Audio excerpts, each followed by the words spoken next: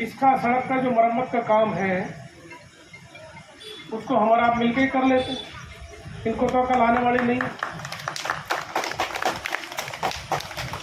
अपनी खुशी से जो गांव में जो सहयोग देना चाहें वो दें, और जो बचेगा चाहे वो 50% हो या आगे से ज़्यादा भी हो वो मैं कर दे। इसको ऊंचा उठा देते हैं, इस नाली का यहाँ से पाइप दबा के वहाँ डाल देते हैं, वहाँ से निकल जाए, इसको शुरू कर देते हैं। सरकार का तो ऐसे ही रहा, इनसे तो नाउम्मीद की हो चुकी है, तो इसको मेरे ख्याल से तो आप हवन तो जारी रहे। सरकार सद्बुद्धि महायज्ञ 14 दिन से जारी है और आज वरिष्ठ कांग्रेस नेता विजय प्रताप सिंह यहाँ पहुँचे हैं, देख सकते हैं। और आपको बता दें कि बहुत ही घटिया सड़क है, कई सालों से गांव वाले परेशान हैं, इसलिए सरकार सद्बुद्धि महायज्ञ कर रहे हैं। ये देखें, ये देखें। आप सभी इस अवर में पधारे, आप सबका हृदय से धन्यवाद। हम जिस काम के लिए यहाँ एक सरकार सद्बुद्धि महायज्ञ कर रहे हैं वो इस रोड के बारे में कर रहे हैं, जो पिछले 6 साल से हमारा ये रोड खराब है और इतने गड्ढे हैं, इतने लोग इसमें गिर चुके हैं, कई तो मौत हो चुकी है और नुकसान की तो कोई गिनती नहीं है कितनी नुकसान हो चुका है यहाँ पे। ये हमारा गांव जिसके अंदर 500 से प्लस की जो है औद्योगिक इकाइयां हैं और जो सबसे ज्यादा जीएसटी देती है, ये गांव हमारा। इसके लिए जो कनेक्टिविटी है NHAI से वो इतनी बदतर है कि लोगों को शर्म आती है यहाँ से निकलने में, और जितने भी लोग यहाँ से निकलते हैं उनको कोई किसी को भी शर्म नहीं आती। जितने यहाँ पे नेता और प्रशासनिक अधिकारी और यहाँ से गणमान्य व्यक्ति जो इस देश के भी, प्रदेश के भी, और हमारे कम से कम इन चारों गांवों में पाली, भाखड़ी, नवादा, इनमें इतने सारे महानुभाव हुए हैं। हमारे मेयर साहब रहे हैं, बाबूजी मंत्री रहे हैं और अपने नगेंद्र जी जो है विधायक रहे हैं। बहुत सारे इस क्षेत्र में जो ना इनको प्रतिनिधि दिए हैं, लेकिन आज की जो सरकार है ये बिल्कुल सुनने के लिए राजी नहीं है। इसका बजट तकरीबन 1 साल पहले बजट अलॉट हो चुका है, लेकिन अभी तक भी अधिकारियों ने ये खबर नहीं ली कि यहाँ पे इस रोड को चालू किया जाए। आश्वासन पे आश्वासन दिए जा रहे हैं और इन आश्वासन की वजह से ही आज ना हमें यहाँ पे बैठना पड़ा है। हमें इसलिए नहीं बैठना पड़ा है कि हम तो अपनी हड्डी पसली बचाने के लिए यहाँ बैठे हुए हैं कि जो भी हमारे गांव वाले हैं ये इतने पानी में घुस जाते हैं, यहाँ से 5-5 फुट पानी हो जाता है, एक तालाब बन जाता है। अब उसमें ना तो बच्चे स्कूल जा सकते हैं, किसी को अगर इमरजेंसी हो जाए ना वो जो है वहाँ पे अपना हॉस्पिटल जा सकता है, ना अपने काम पे निकल सकता है। बच्चों के जो है ना रिश्ते भी बंद हो गए हैं। अब मैं जो ना विजय भाई से अनुरोध करता हूँ इस रोड के बारे में थोड़ा सा आप भी जो ना सरकार से अनुरोध करें, क्योंकि जनप्रतिनिधि हैं हमारे, पहले ये प्रत्याशी रहे हैं और आज ये हवन पे आए हैं, तो मैं इन्हें भी जो ना आमंत्रित करता हूँ एक बार अपने विचार रखें।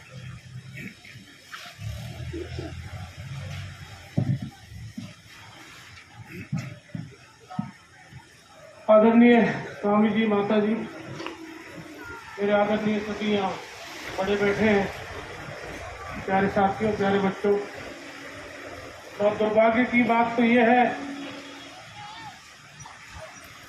कि सरकार की सद्बुद्धि के लिए आज 15 दिन हो गए, 14वां दिन, लगातार 14 दिन से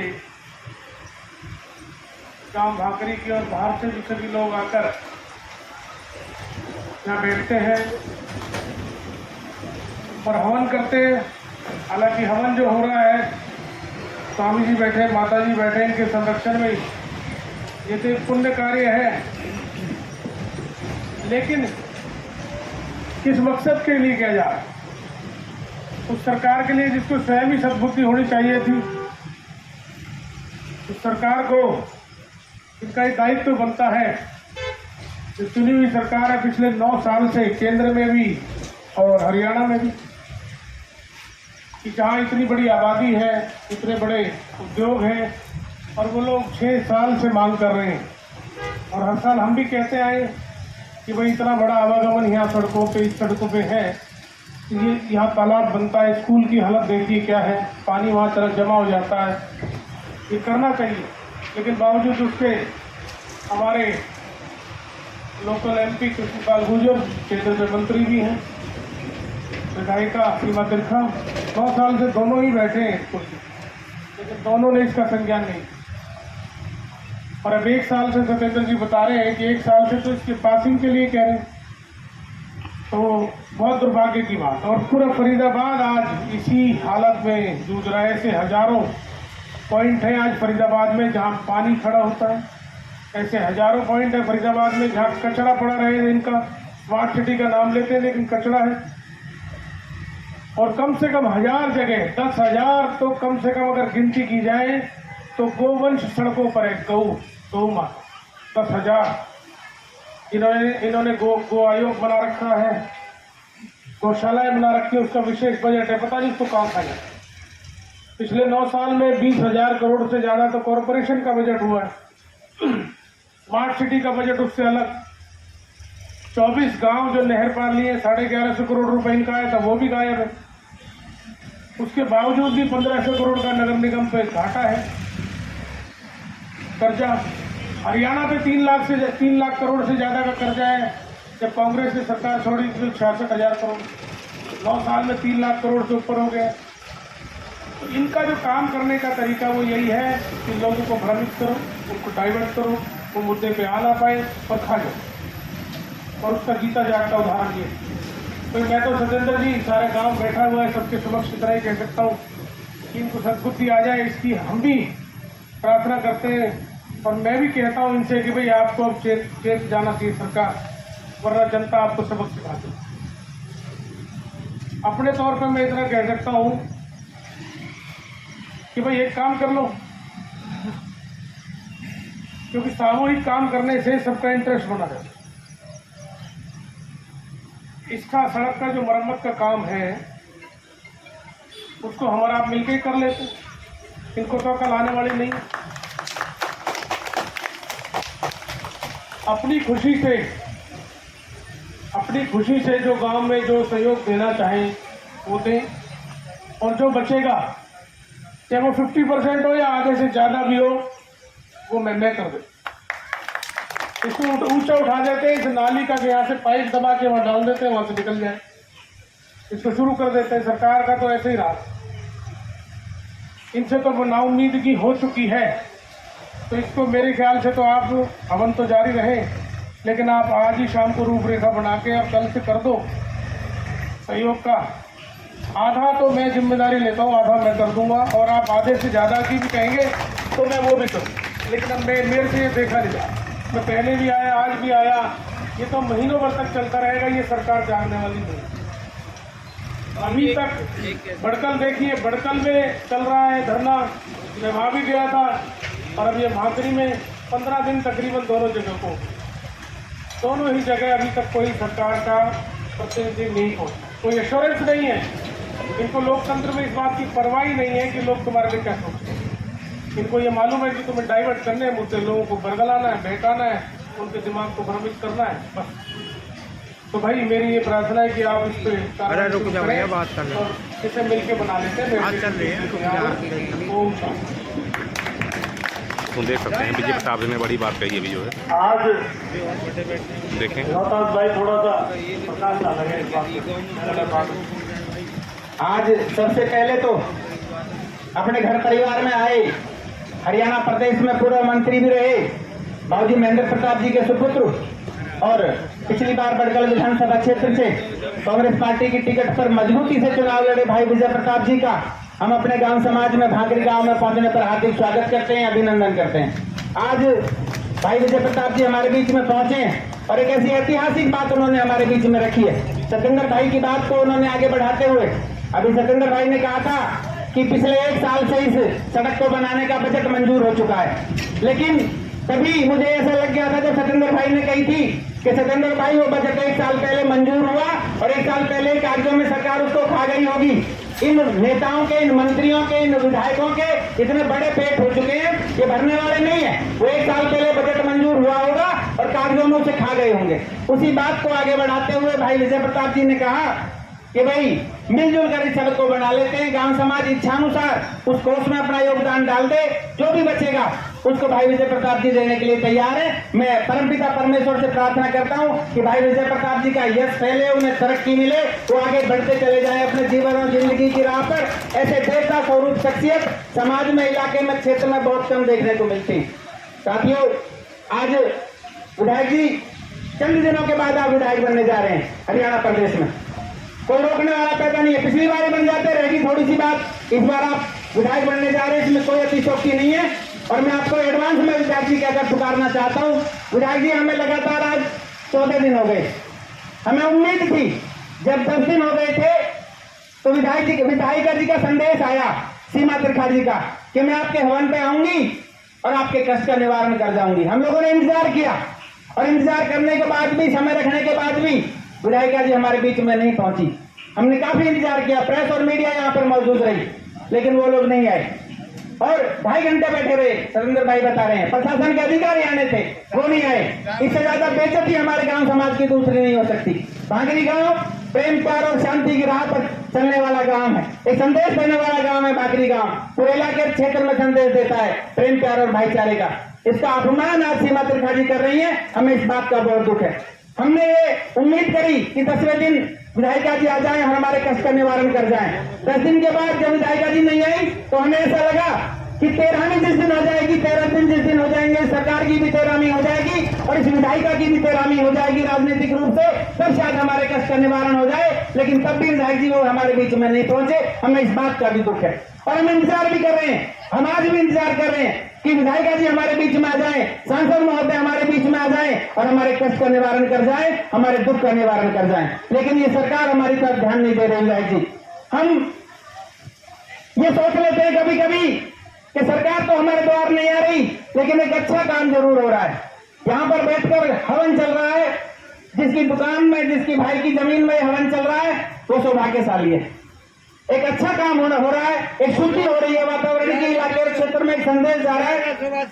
ये हवन जिस गांव में, जिस समाज में हो रहा है, वो लोग भी भाग्यशाली हैं।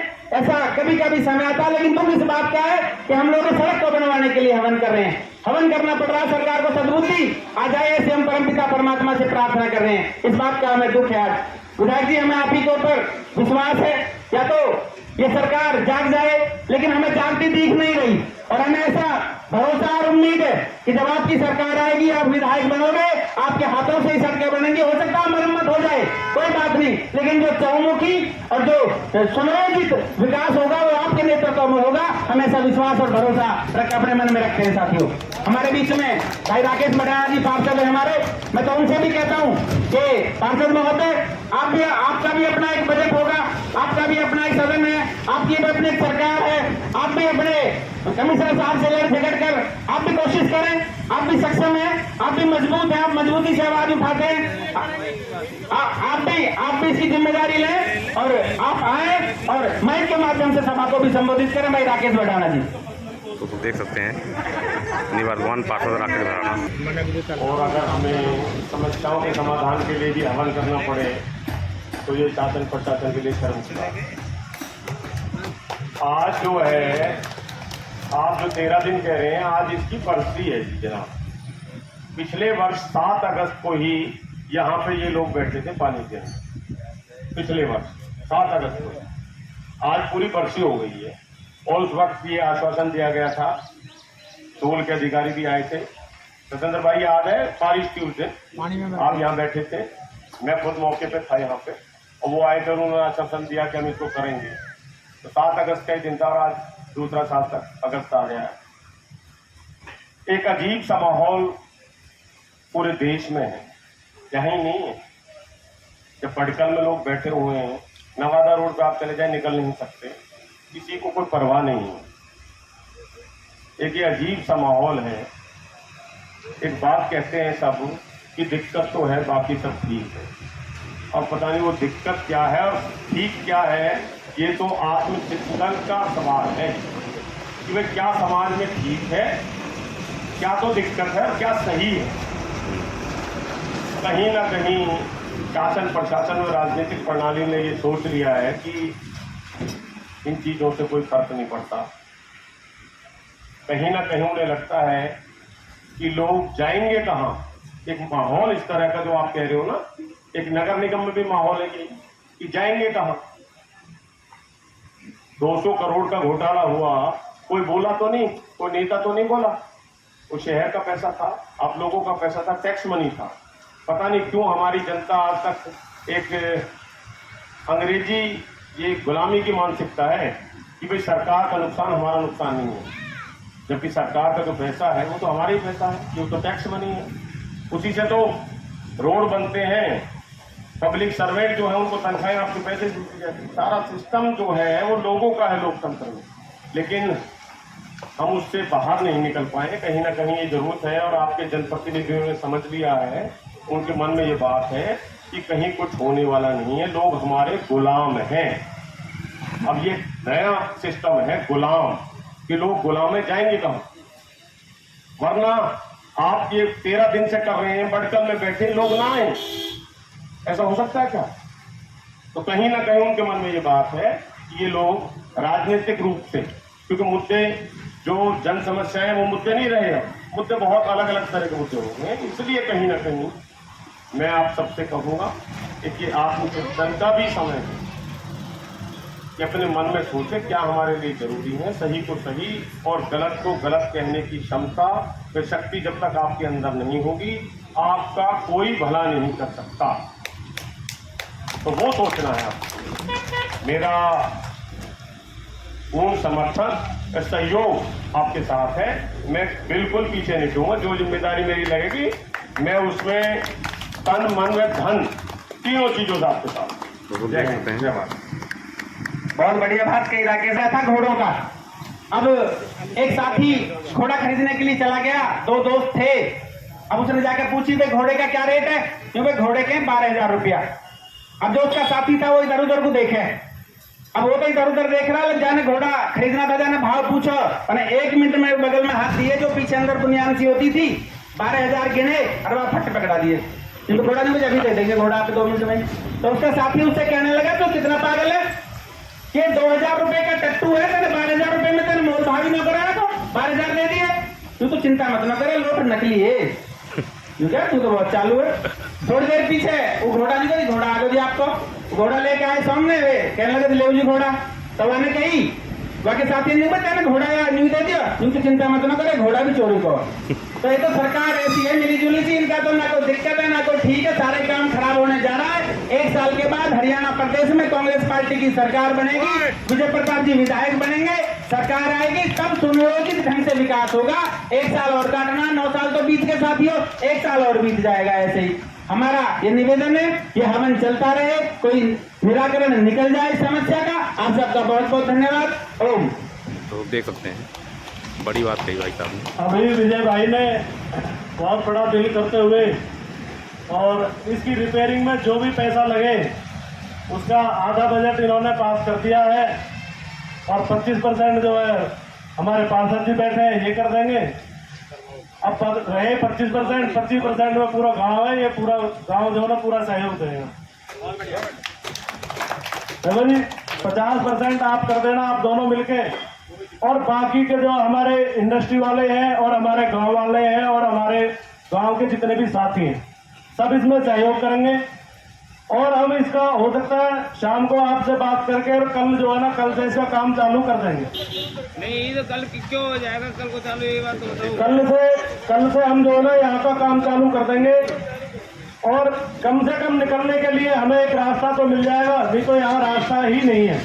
हमने कितनी बार उनसे कहा है, जो टोल वालों से कहा है, PWD एक्शन SC से कहा है कि आप एक 15 फुट की पट्टी वहां से लेके और ये इस रोड तक मात्र 15 फुट की एक पट्टी जो है वो 1.5 फुट ऊंची या 2 फुट ऊंची बना के दे दो, ताकि जो निकलने वाले जो लोग हैं कम से कम पैदल, मोटरसाइकिल और कार वाले वो गिरे ना।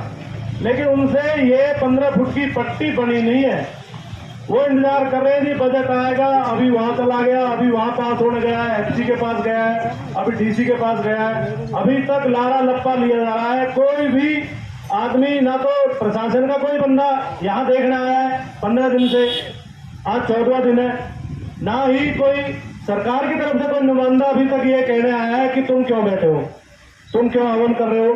भाई हम इसको कर रहे हैं, एक डेट बता दे। हम तो सिर्फ ये चाहते हैं कि वो एक डेट बता दे खाली, अगली एक फलानी डेट को ये चालू हो जाएगा। क्योंकि विधानसभा में उप मुख्यमंत्री जी जो हमारे पीडब्ल्यूडी मिनिस्टर है, जिनके अंदर ये रोड आता है, उन्होंने 15 अप्रैल 2023 की डेट डिक्लेयर करी थी। और विधानसभा में अगर कोई जिम्मेवार आदमी पीडब्ल्यूडी मिनिस्टर अगर एक ऐसा वक्तव्य दे रहा है, वो कह रहे जी 15 दिसंबर इसकी डेडलाइन है, 15 अप्रैल 2023। आज 15 अप्रैल 2023 को निकले कितने दिन हो गए, काम तो स्टार्ट भी नहीं हुआ। हमने कहा है कि जो ठेकेदार से कहो कि वो उसका आम अलॉट होता रहेगा, वो काम तो चालू करे, वो एक जेसीबी का पंजा तो लगाए, या थोड़ा सा इसको निकलने लिए मोटराइज तो कर दे। लेकिन सरकार सुनने वाली नहीं है। वो तो ये कहते हैं कि लोगों को देखते हैं जी, इनका पेशेंस देखते हैं कितने दिन बैठते हैं। अब मैं मीडिया के माध्यम से कहना चाहता हूं अपने गांव समाज को भी, और जो हमारी इंडस्ट्री है, क्योंकि इंडस्ट्री के काफी सारे लोग यहाँ से निकलते हैं, वर्कर निकलते हैं, सभी मेरे से कहते हैं कि यार छोड़ो, सरकार तो नहीं बनाएगी, लेकिन आप खुद ही जो ना हम चंदा इकट्ठा करके दे देते हैं, आप इसमें योगदान करो, आप आगे बढ़ो।